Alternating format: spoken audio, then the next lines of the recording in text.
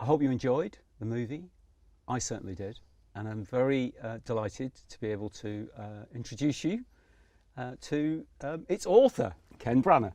Hi, nice to see you, Danny. Thanks very much for doing this. I really appreciate it. It's a pleasure, Ken. Anyway, so I wanted to ask you, first of all, so as I mentioned in the introduction, there's this beautiful, heartbreaking dedication at the end of the movie, which is lovely. And it made me think, well, I did think it during the film.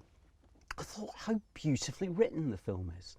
Now, I shouldn't say that as though it's a surprise, but because I know from your work, you've obviously written a lot of films that you've made, but they're adaptations. This is your, am I right in saying this is your first original screenplay? It's the second one, but there did a comedy, a black and white comedy actually back in the mid-90s called In the Bleak Midwinter, and but it's been a long time since then. I've written before. Definitely, there are screenplays in bottom drawers. There's no question, and some of the Shakespeare adaptations I've had a chance to do. But I really, as I know you do, I really enjoy working with writers. And it's a great opportunity not only to try and strike that balance with that as a director you're going to ultimately guide the whole thing, but to be part of, inevitably you're quite a big part of the conversation with the writer. But as far as I'm concerned, at least in my experience, serving the thing through the writer, and they're definitely writing. But of course the side effect is that you're watching a lot of people in whatever process they go through. So when you work with your Chris Weitzes and your Michael Greens and Scott Franks and people like this, these are very impressive wordsmiths, and the way they handle story, and then this sort of balance. And for me, to answer your question in terms of sort of jumping off point, was trying to absorb what you learn from people like that, the fantastic understanding of the grammar of film, particularly certain kinds of genres, and how the mechanics of those work. But then they always know, and this is where I sort of left off, when to sort of try and let it fly. One thing I told myself in this was that I wouldn't try too hard to ape the brilliance of my former colleagues, but what I would try and do was not second guess my instinct about a certain kind of Irishness that I suppose is in the writing, i.e. sometimes it's episodic, or maybe it's always episodic and stream of consciousness-y, or it's full of vivid moments. But I didn't worry too much about those things that I remember as a younger filmmaker. And the inciting incident has to be on page 20, and the big thing needs to happen at the end of the first act, and then you need to recalibrate something. I let that go and tried to capture, even if it wasn't direct, sort of spirit of things, like the way my grandfather spoke, who did quote a bit of poetry from time to time, and Kieran Hines does get to quote a bit of Yeats. Yes. And so the real goal was to sort of, and I think I'm at this time in my life, you're grateful for your experience, but you really want to let your imagination to be as free as you can. So it's very different to all your other work. I mean, it's so personal, clearly. Yeah. Because although they're all, I mean, I noticed all the characters are called they're not really called names. Yeah. They're kind of like Ma and Pa, Grandma and Granddad, and Buddy even. It's kind of like, but it's clearly very personal. Yeah, I mean, I wanted some distance between it. In some ways, my father used to say, sort of with a dry, wry thing, Belfast full of cowboys.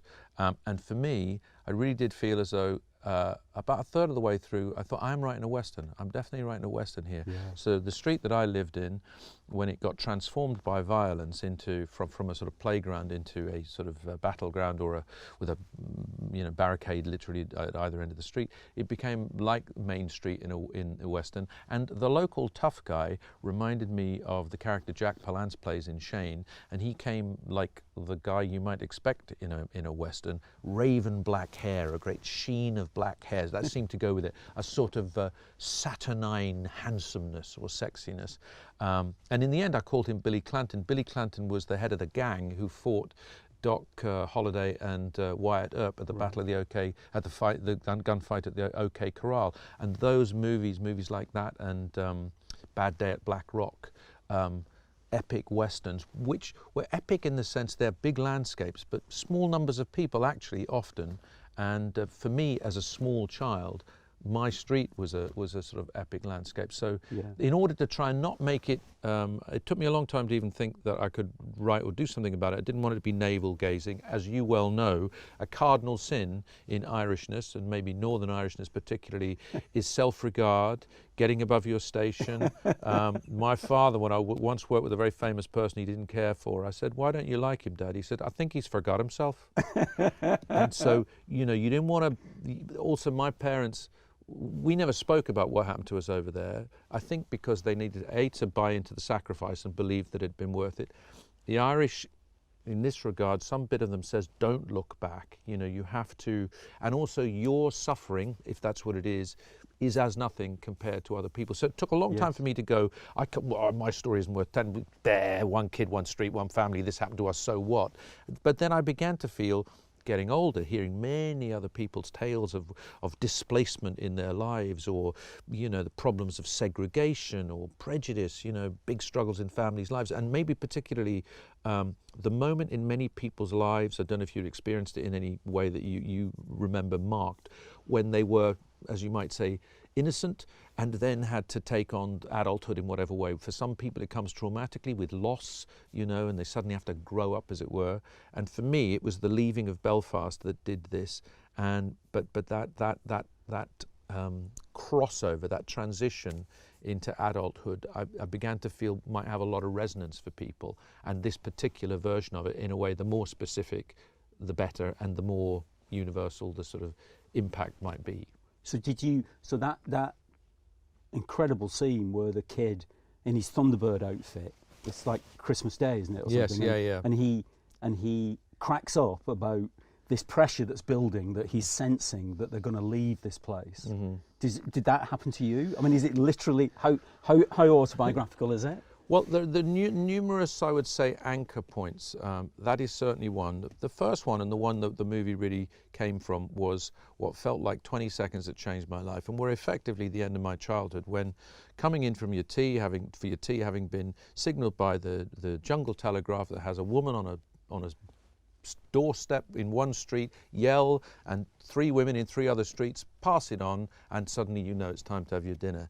No one organised that. No, it just sort of happened, and people would tell you.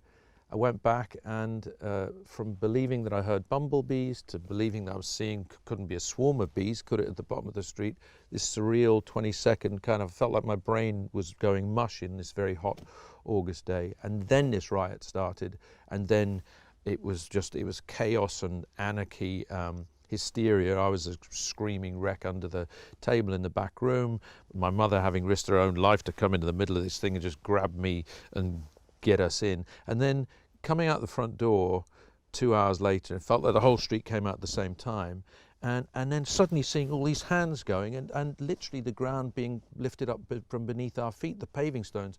And I thought, Christ, how do you even do that? But suddenly picks had arrived from nowhere, and all the men in the street were doing this, and all the paving stones were going up. Now I realise that underneath the paving stones is sand. So now I'm walking on sand. If ever there was a bloody living metaphor for your life is now literally unstable and will move underneath you, that was real. And I think that as always sort of haunted me. And then the moment when we got dragged into this looting, that just was another sense of how dangerous it was becoming when the mob, or the energy of the mob, gripped everyone, and then you were capable of being out of control. Yeah. Not only me as a kid, going with the gang and doing this bad thing, looting a shop that's run by people we know.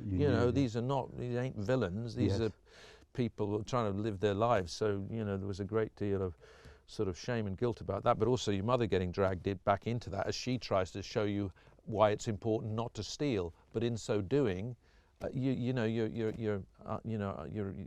threat has become even greater. And then, so both those things happen, and that moment you were describing, it was this, after this sort of tipping point of understanding that we were in Yeah, for me, in a way, the compliment, the film starts from the riot, it heads to that point where the kid realizes, so we're going, so life will change, Yes. things will be lost, things will never be the same again. And though he yells, I don't want to go to England, or I don't want to leave Belfast, you know, he might as well have been saying, I don't want to grow up, I don't want to understand that grandparents die, I don't want to, I can't,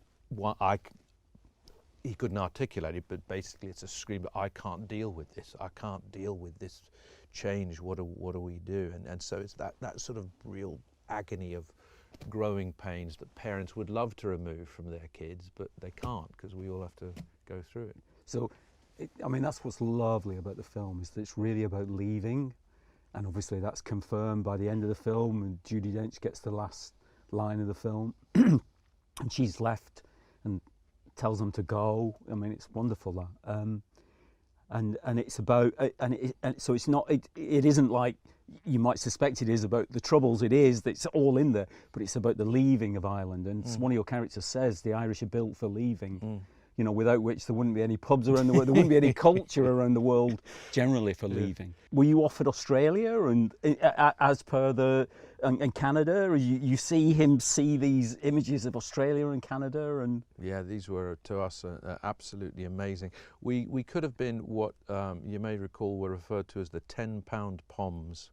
Pommies being the Aussie, you know, nickname for the Brits, and the £10 of it was for skilled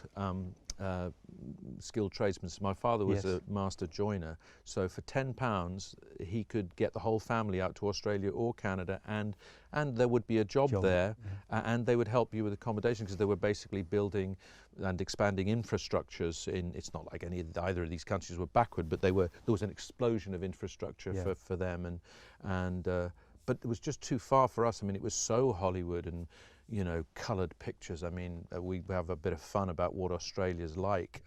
It was just, it's such a long way away that my mother couldn't really handle. Or Canada. We had relatives who went to both places and who were evangelical about what it could do. But I think my father had the economic opportunity of a job in England, and there was that sense of maybe it's close enough, maybe we can get back enough. It was a bit of a fallacy, that, really, but my mother couldn't handle the distance. And it's hard to, in the world we live in of instantaneous communication, you know, you were going to the moon if you went to those places. Yeah, that's right. Yeah. You know, and it would be, as we did with my auntie who did go to Canada, it'd be once a month. People, her sisters would come to our house to be in the queue for that little table in the hallway, and the whole time everybody's bloody conversation was, I won't hold you up because this phone call will be costing you a bloody fortune. So they have the call, but are you fine? I'm good. Yeah, all right, all the best now. And nobody's saying at that stage, nobody's saying, I love you, I miss you. They're going, all the best. Well, take care. You know. And you know, the names they're talking about are amazing. So once you'd left, did you go back? And how many relatives were left? Because the thing I found just wonderful about the screenplay was the authenticity of the language. It was just so easy, and it's so easy to get wrong. Well, we should talk about accents as well. I wanted to talk to you about accents. You know, and how you got those through the censors who want everything to be in the Queen's English, basically. Did you go back before I met you? Because I met you when you did go back officially to play a character there, very, very famous character that's now kind of lost in the midst of times a bit, but at the time was a hugely significant character, Billy. Yeah, I went back. I did go back, and some of our family came over to visit, but I went back probably properly, you know, as I was growing up, for the first of these Billy plays became 4 plays. One of them we had the chance to work with you on, and one of the things I do remember about that experience was that was the story of happened to be a Protestant family with a domestic drama that had the Troubles as a backdrop, but not That's right. featured. And so I remember being much inspired by that. Graham Reed, a fine writer, and I can't help but think that would have influenced some of this. But it took the rupture and the potential sacrifice, as described by the Ma in the film, I think was pretty much what happened. She lays out what they're giving up in terms of that contact, you know, so 11 siblings for her, so that's a ton of cousins for me, and my dad had 5, there's another ton of cousins. We had a complete community, just family, and expand that into the street, and you really had, it takes a village to raise a child, and I was super happy in that village. So when we came away, it was a very isolating and insular experience. It sent me further into movies, I have to say. It also began my life as a reader. That's when I started reading, because I just wasn't out on the street playing as much. I just started throwing myself at books and going to the pictures whenever I could, watching the telly like an absolute addict. But yes, we went back a bit. Yes, people came over, but there's that thing, like the granny says at the end, you know, and you can either take it literally or not. Go now, don't look back. You know, and sometimes the Irish have to make that very sort of tough decision about how, you know, whether you keep, you know, a bit of your heart, you know, exercised by this sense of lost belonging, as some people call it. But for us, it was quite the rupture. And I went back and I worked there, and I went back, you know, subsequently a bit, and I'd see my granny. My granny came over and saw us and everything. But it really has taken until this film to somehow come to a different kind of accommodation with, I think, a lot of guilt that you feel about going, and you know, sort of, and also it's taken me a long to realize what an incredible sacrifice they made. You know, I think that it just and they would never have said so, because of course they came and they had economic opportunity and they had safety for us, but they had no interest in keeping up with the Joneses or anything aspirational. My father did the horses over here. My mother went to bingo over here. She didn't. Their lives were exactly the same. They didn't require. They didn't have a hyacinth bouquet bone in their body, as it were. So I think the missing of that community thing that they felt so at home with was such a big sacrifice to make, and you know, I think one has always been kind of haunted by that, and the film in a way is a sort of, you know, act of gratitude for that and an act of tribute.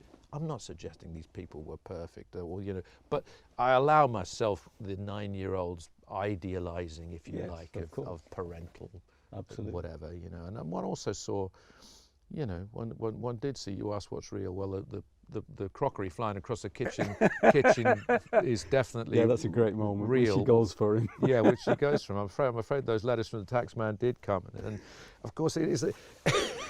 My father used to say to me, Jesus Christ, if I'd your mother and letters, your mother and writing letters to the authorities, you know, 'cause as you can tell from what she did in the looting, I mean, for her the idea of a good name was like everything.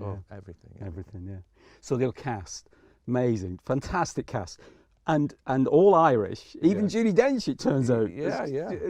Which, but also the accents. So you've got a great line. You've got a wonderful line in the screenplay. This is a lovely screenplay.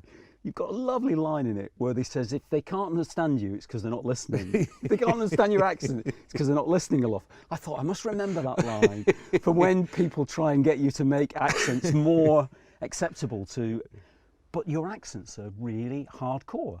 I mean, they're throughout the cast, and it's no barrier at all to your enjoyment of it. Well, you make an interesting point in sort of turning that, as you say, that line sort of back to me. What I think. And I noticed this, with, you know, working with you. I think you got a great sort of radar for this. Is that understanding is bound in with listening, but it's also bound in with the desire to communicate, an actual, you know, urgent desire to communicate. And I think what that, in the terms of the Northern Irish accent, does is it gives you kind of consonance. It gives you scaffolding. If people really need to have people understand, then I think there is an extra energy that goes for the consonants, which give you the meaning, because, you know, it's the vowels that give you the emotion. Somebody once said to me, and I thought that made a certain amount of sense. But basically, you have to desire to communicate, and you have to desire to listen as well. But when that happens, seems like a ridiculously simple thing to say. Clarity is available, and so I think, you know, there was no attempt to dilute the accent. And one of the things that was a thrill for me is that when we started trying to raise money for the film and sent the screenplay to various people around the world, there was never any issue about what was going on. Everybody got it. Nobody said, Belfast, that's a bit weird, and the segregation and everything. People understood the sort of the world, whatever you call it, the world of the family or the working class vernacular or whatever it was. Yeah. And then when we made it, was now, although, you know, there's a bit of kick-up, I think, at some point in some paper or something, but we never had, and it did get previewed this, we never had a single remark about I didn't understand that. Yeah. In fact, one of the greatest thrills was that it wasn't even an issue, it didn't even get remarked upon. I know. I wonder how you pull that off, because it is extraordinary watching it. You just think it's never an issue, and yet I know that's quite a thick accent. It is quite a thick accent. I mean, the other thing, I suppose, maybe people were prepared to do if they felt that you know, what, it's very nice to hear you say, what if people felt and agreed with you about the authenticity of the language, that it was real, then I think people are ready, I think, in films and, you know, other art that I'm not familiar with, to give the benefit of the doubt and actually to assume that without it simply being a cop-out, feeling, no, I intuit what's going on. I haven't heard everything. I haven't understood absolutely those 3 words, but I could tell from the body language and everything else. And it's not taking me out of the film. I'm not feeling stupid because I need some sort of code to it. So, no, I think they're also, they've all got thick accents, but they have this sort of consonantal clarity and have this desire to communicate. And I think that goes back to sort of trying to get to truth in acting. And you know, if you're trying to serve the idea or the intention or whatever, then you stop acting, you stop worrying about accents, and there's just some clarity is created, things fall away. Is he, Buddy? Because I don't know how old he was. 9? He was 10. just 10. He just turned 10. I mean, he's a wise soul, isn't he? He's an old soul in him. Do you think? I sort of recognised that about kids in Northern Ireland. I don't know whether that's just because the legacy of Ireland is something that the kids carry in some way or other.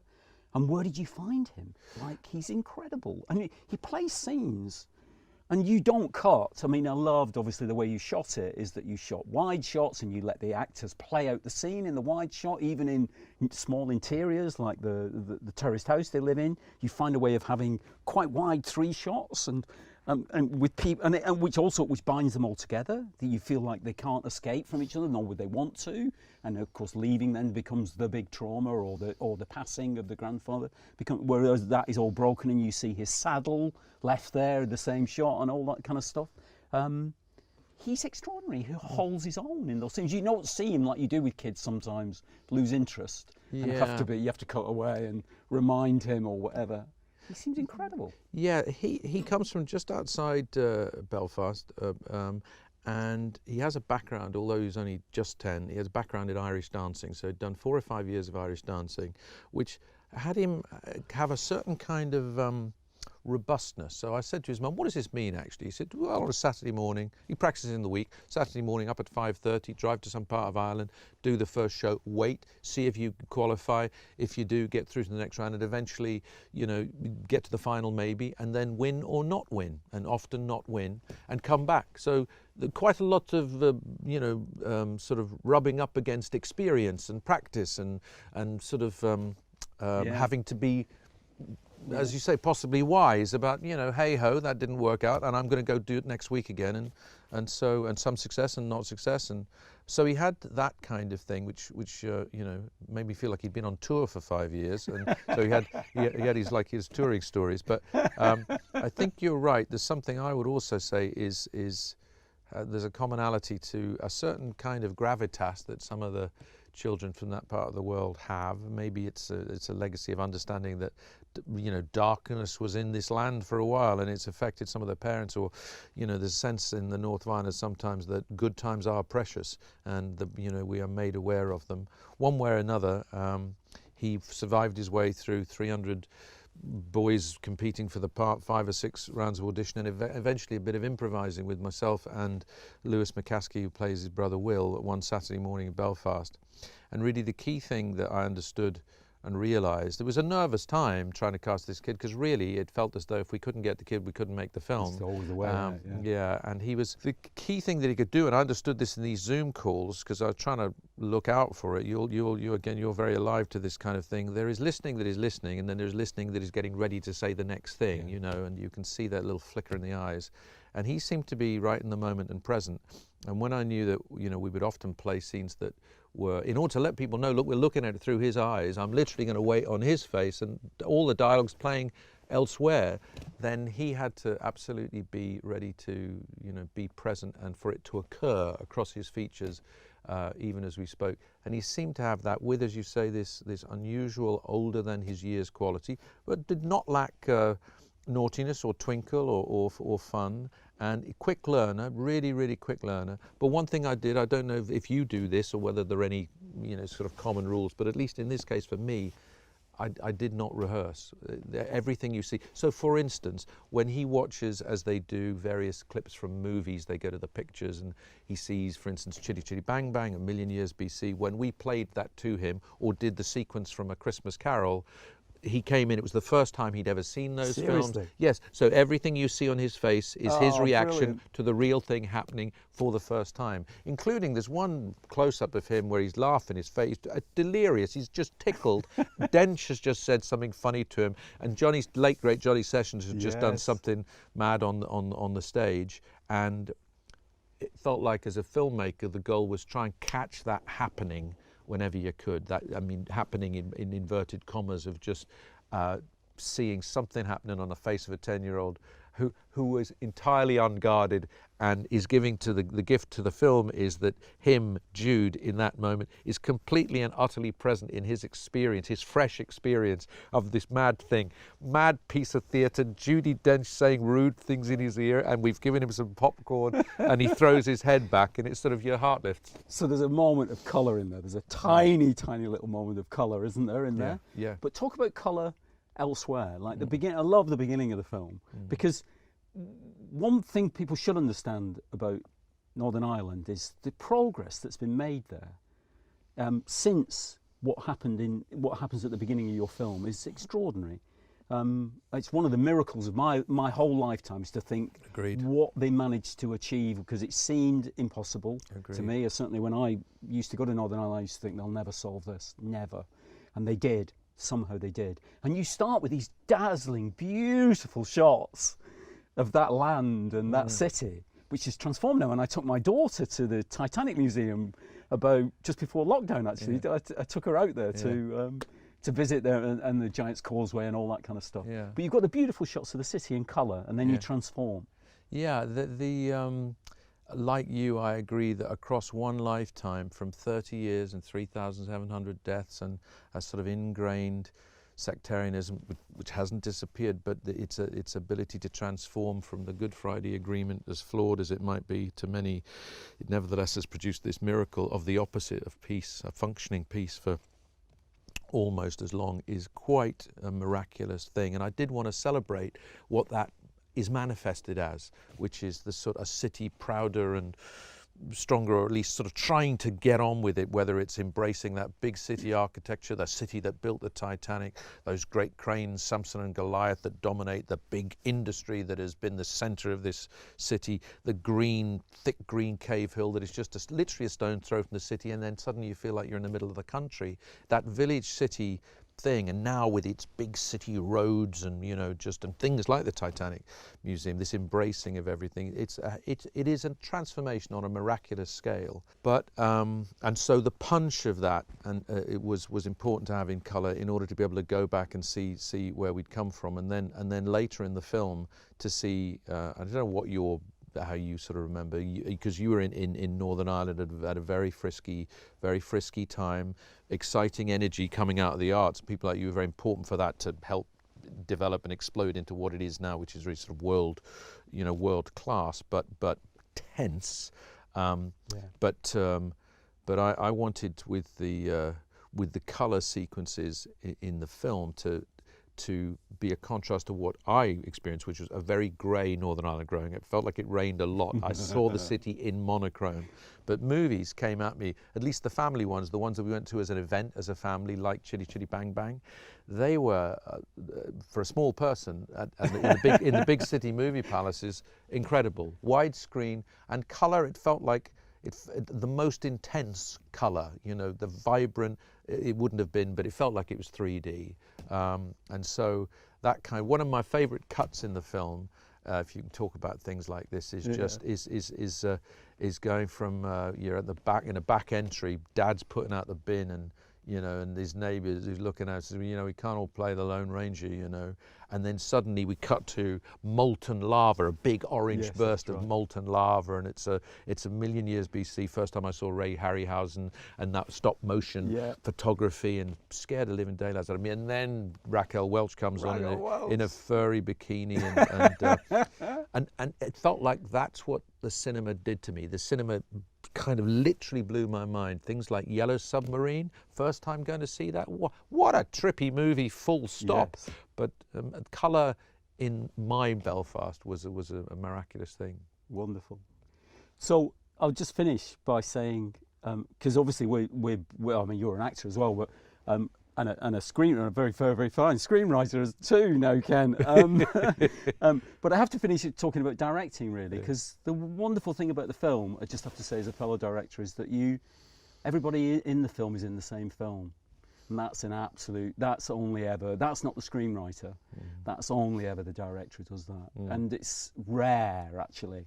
Everybody, and I mean everybody, is in the same film. From Michael Maloney, from all the different people, John Sessions, they're all in the same film, and that's a huge tribute to you, that you took them to a place that's clearly a moment in your life that was so formative for you, and so important for society generally. But also you allow the audience to go there through them as well. So many congratulations. Well, I appreciate that. And I mean, you once said to me when we worked together a little bit later after Belfast, and you said one of the things that you quite, you know, sort of what you observed about somebody like me was that I got occasionally the chance to watch other directors direct because of acting. And it is a great privilege. And I have to say, without sort of daftly blowing smoke, that watching you on the short film that we made together, and you know, watching you when we you know were at your amazing opening ceremony, was just what you're talking about, trying to put people in the same film. I saw it led by you as a director in terms of tone, the way you talk to people, which is with you know, an authentically egalitarian approach, and a willingness to communicate, a willingness to let people be in on the mystery, that there is an it to serve the scene or the writing or the idea that's different, that is separate from you. You might be guiding that idea, and of course it, you know, may be very formative, and it might be a huge part of it, you know, your creativity. But there is a sort of, I would say, an appropriate, you know, sort of.